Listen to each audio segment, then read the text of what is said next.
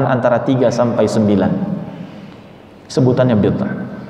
Dan sebagian mufassirin mengatakan ditafsirkan ayat itu adalah 7 tahun. Nabi Yusuf bertambah masa tahanannya 7 tahun. Apa kata para mufassirin? Allah tanda petik menghukum Nabi Yusuf karena satu kesalahan. Apa kesalahannya? Minta tolong sama manusia. Harusnya tahun itu sudah keluar dari penjara. Hanya karena menyebut, tolong sebutkan nama saya di hadapan raja, ingatkan dia. Justru Allah menghukumnya dengan sesuatu yang terbalik. Bertambahlah masa tahanannya selama 7 tahun berikutnya. Allahu Akbar. Allah mengingatkan Nabi Muhammad di masa-masa tahun kesedihan itu justru dengan peristiwa atau surat Nabi Yusuf yang salah satu kejadiannya adalah seperti tadi. Seolah Allah ingin mengatakan kepada Nabi Yusuf, kata para ulama, wahai Muhammad, janganlah bersandar kepada sahabatmu. Gak usahlah kemudian kau bersandar kepada sukumu. Gak usah mentok. Jangan merasa kehilangan dukungan karena engkau kehilangan istri dan pamanmu. Toh engkau pergi pun ke Taif, engkau juga diusir dari sana. Kemana lagi engkau pergi? Fa aina tadhhabun? Dalam kondisi hidup ini mungkin beberapa kita pernah mengalami kejadian, kok kita seperti ditunda oleh Allah Subhanahu wa taala. Jangan-jangan kesalahan kita ada di sini. Kita perginya nggak langsung kepada Allah Subhanahu wa taala. Saya sedikit cerita. Allah memberikan hikmah ini kepada kami luar biasa. Bulan Juni sampai awal Agustus kemarin, itu keluarga kami 14 orang Pak terpapar Covid. 14 orang dari 2 klaster rumah. Termasuk yang paling parah adalah ayah saya. 42 hari di dalam rumah sakit dan 30 hari kurang lebih di ruang ICU. Selebihnya di ruang perawatan. Post Covid dan sebelum Covid.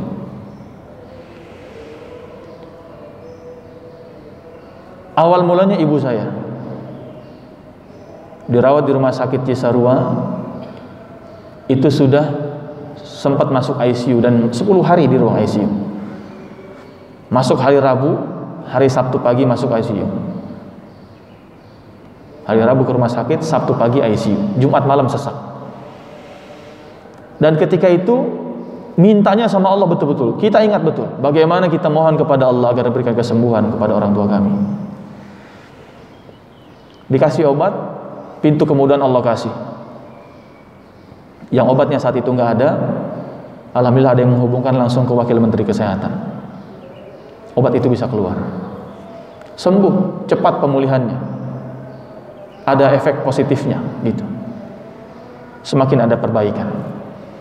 Nah, ketika ayah saya masuk ke rumah sakit hari Jumat malam, 1 pekan berikutnya, kesalahan kami satu yang kami evaluasi. Sempat terucap kata-kata, tolong kasih obat yang sama sebagaimana yang pernah dikasih kepada ibu saya di rumah sakit Cisarua. Ayah saya di rumah sakit Fatmawati. Diberikanlah obat yang sama. Awal masuk ke rumah sakit semua hasil labnya bagus, ronsennya juga nggak terlalu parah. Kemudian dikasih obat itu justru semakin perburukan. Hari Selasanya masuk ruang ICU. Semua tindakan medis dilakukan. Sampai konvalesen kita, saya juga minta disebarkan WA, minta tolong mungkin ada. Dapatlah 3 donatur plasma. Tapi ternyata sudah terlambat. Karena yang efektif ternyata di hari ketiga pasca dinyatakan positif. Malah justru perburukan. Perburukan semua. CRP-nya semakin tinggi. Kemudian pembekuan darahnya semakin tinggi, ya, D-dimernya. Kemudian paru-parunya semakin buruk. Luar biasa, semua semakin perburukan. Akhirnya inform konsen. menyetujui untuk tindakan CDL, namanya cuci plasma, CRRT. Dipasang alat di sininya. Jadi di sini sekarang bolong gitu, kelihatan bolongnya. Karena nggak bisa pakai yang di sini. Ini yang lebih besar pembuluh darahnya. Cuci plasma. Dan biaya tidak sedikit dan tidak di-cover pemerintah, sekitar 26 juta. 3 jam cuci plasma. Tidak ada perbaikan. Kita inform konsen lagi, kita menyetujui untuk tindakan IVIG selama 5 hari. Intravena imunoglobulin. Dari sekian ribu plasma yang ada, pendonor plasma, diambil protein-protein yang terbaiknya. Dan 1 hari butuh 10 vial. 1 vial kurang lebih hampir 5 juta. Berarti sehari butuh kurang lebih 50 juta. Kita optimis bisa sembuh dengan itu. Kesalahan kita di situ. Karena limfositnya turun, antibodinya lemah, nggak bisa melawan virus. Limfosit cuma sampai 4, Pak. CD4-nya itu 85, harusnya 400 lebih. Turun. 3 pekan pertama di ICU itu di rumah sakit luar biasa. Di hari ketiga obatnya habis untuk IVIG. Rumah sakit Fatmawati nggak punya stok. Sedangkan harus 5 hari ini paling tidak, karena tidak ada perbaikan. Akses obat habis. Ada yang nawarin 10 juta per vial, per 1 vial. Berarti sehari harus 100 juta. Akhirnya atas pertolongan Allah, ada seorang dokter spesialis yang pernah diajarkan oleh bapak saya, itu 30 tahun yang lalu. Dia punya akses ke 1 pabrik obat, akhirnya minta dikeluarkan obat itu dari gudangnya. Dapatlah untuk 2 hari berikutnya.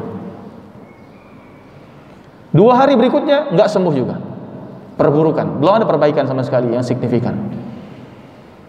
Akhirnya apa? Kita udah inform konsen, saturasi sudah 87, 88, mentoknya 93, capek sedikit gerak 87, 88. Kita inform konsen kalau ada apa-apa, maka ventilator. Udah 1 grup WhatsApp dikumpulkan seluruh menantu, anak dan seterusnya. Seperti mau pamitan. Beberapa wasiat dikasih tahu dan seterusnya lah. Sudah pasrah. Saya tanya sama kakak saya yang dokter, "Teh, ini kalau IVIG nggak berhasil juga, tindakan medisnya apa lagi?" Ya balik lagi, pasang CDL, cuci plasma lagi. Kalau nggak berhasil lagi, IVIG lagi. Terus saya begitu, muter di situ. Mentok kami di situ, Pak. Mentok benar-benar, nggak ngerti harus gimana. Dokter pun menyarankan macam-macam. Semakin lama di ruang ICU, semakin resiko kena jamur rumah sakit semakin tinggi. Kena bakteri rumah sakit semakin tinggi. Angka indikasi peningkatan jamur tinggi. Dikasih obat anti jamur, dikasih obat antibakteri, antibiotik, semakin juga kelihatan ada perburukannya. Akhirnya obat dikurangin, stop, antibakterinya, anti jamurnya stop aja. Kemana kemudian kita datang? Subhanallah, alhamdulillah, la haula wala quwwata illa billah, semua karena Allah. Kemudian coba kami mengambil satu ikhtiar, yaitu khataman Al-Quran. Kami sepakat di keluarga, alhamdulillah, seminggu 2 kali khataman Quran. Hari Jumat sore dan juga hari Senin sore. Jadi per 4 hari dan per 3 hari khataman. Bagi-bagi juz. Semua menantu, semua anak, semua dilibatkan. Ipar-ipar. Dan subhanallah, alhamdulillah, ternyata justru semakin perbaikan. Limfosit naik ke 6, ke 8, ke 12, sampai dinyatakan negatif itu sudah 18, minimal 20. CRP dari 10 itu turun terus, karena harusnya 0,05 kalau tidak salah. Turun terus. Leukositnya juga semakin turun, prokalsitoninnya turun, semualah tanda-tanda ada infeksi dalam tubuhnya semakin menurun. Dan saya ingin katakan apa? Semua karena Allah. Kuncinya fa aina tadhhabun. Kalau sudah mentok, ya semua obat sudah mentok, siapa lagi yang menyembuhkan kecuali Allah? Dan kesalahan kami, satu tadi saya evaluasi, adalah percaya terhadap obat yang pernah atas izin Allah menyembuhkan ibu saya sebelumnya. Ternyata dengan obat yang sama harusnya mungkin sembuh, tapi ada ketergantungan kepada itu, kecondongan hati menganggap bahwa itu yang bisa menyembuhkan. Salah besar. Nabi Yusuf ditegur oleh Allah dan Allah pun menegur kami.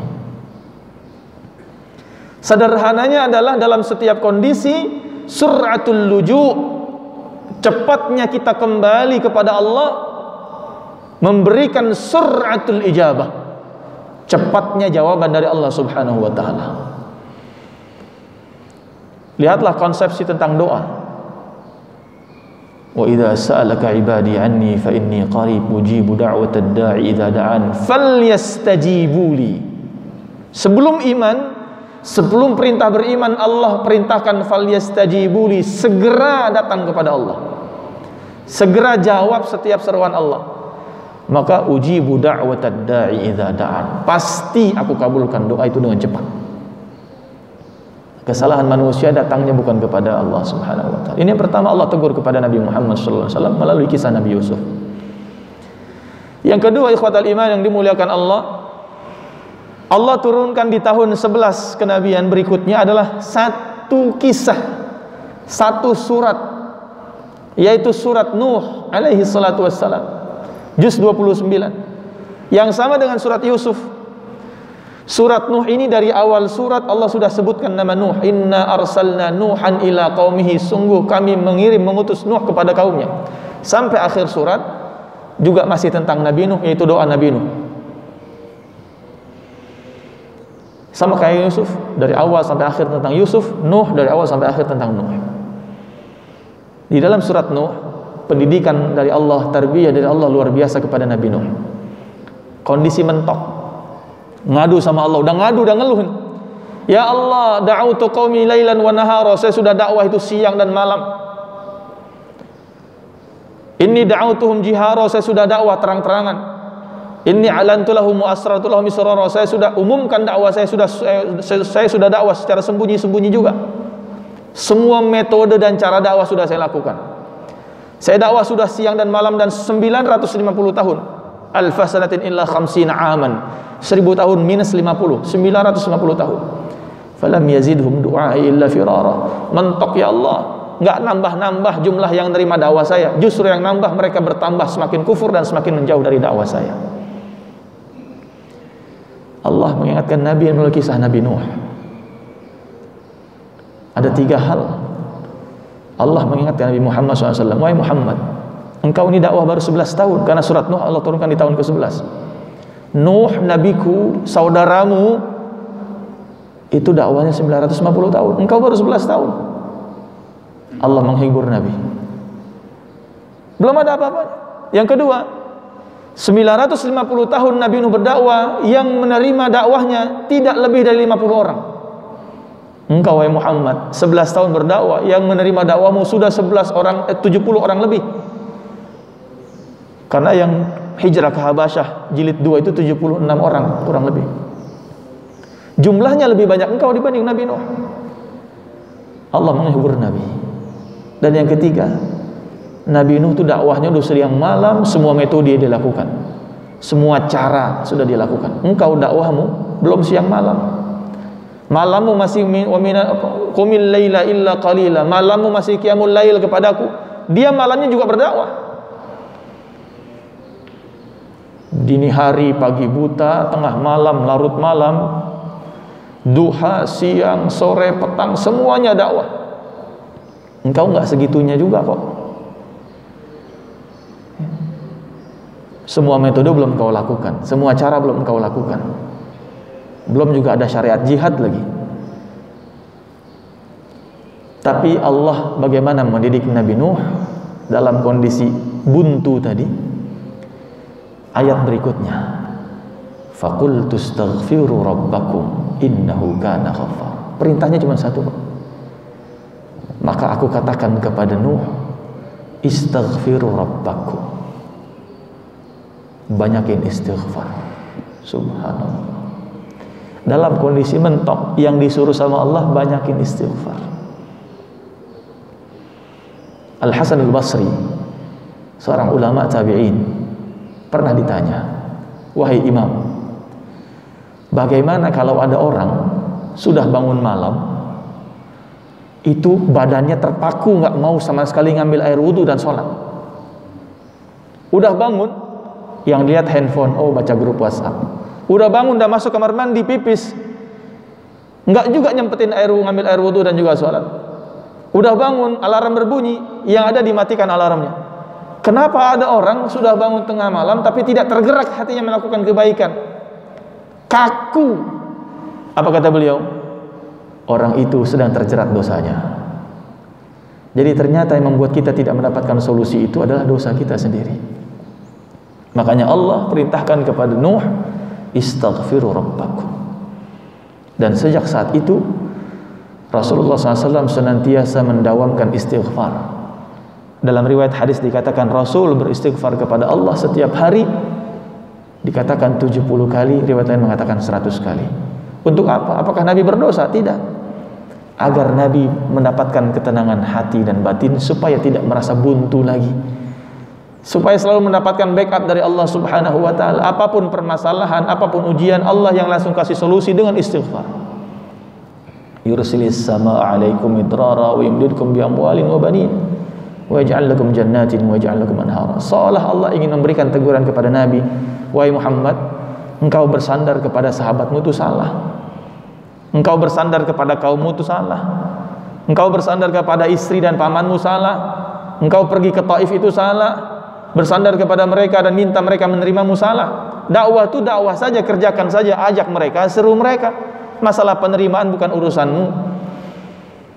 Tapi ada kecondongan dan kecenderungan hati meminta pertolongan kepada mereka, berharap agar mereka menjadi tempat perlindunganmu dan seterusnya, itu salah. Istaghfiru rabbakum, istighfarlah.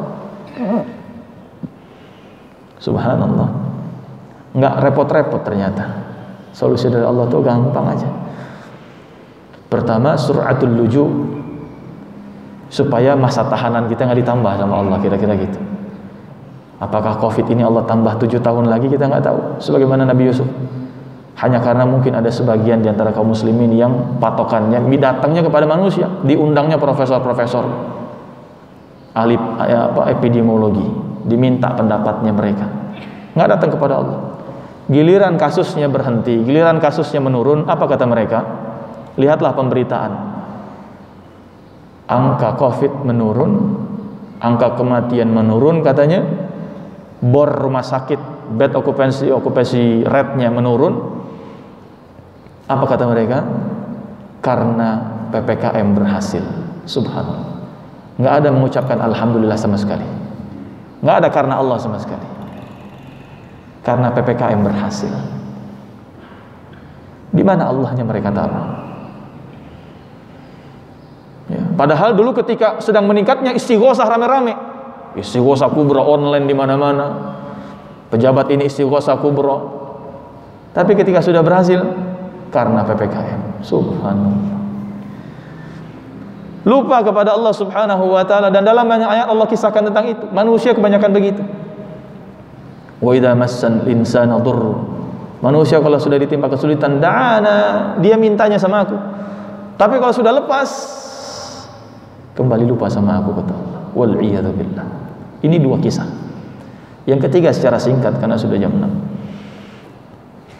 Di antara tahun 10 sampai tahun 13 kenabian, Allah turunkan kisah yang namanya paling sering Allah sebutkan dalam Al-Quran, dan kisahnya paling sering Allah sebutkan dalam Al-Quran, yaitu nama Musa dan kisah Bani Israel.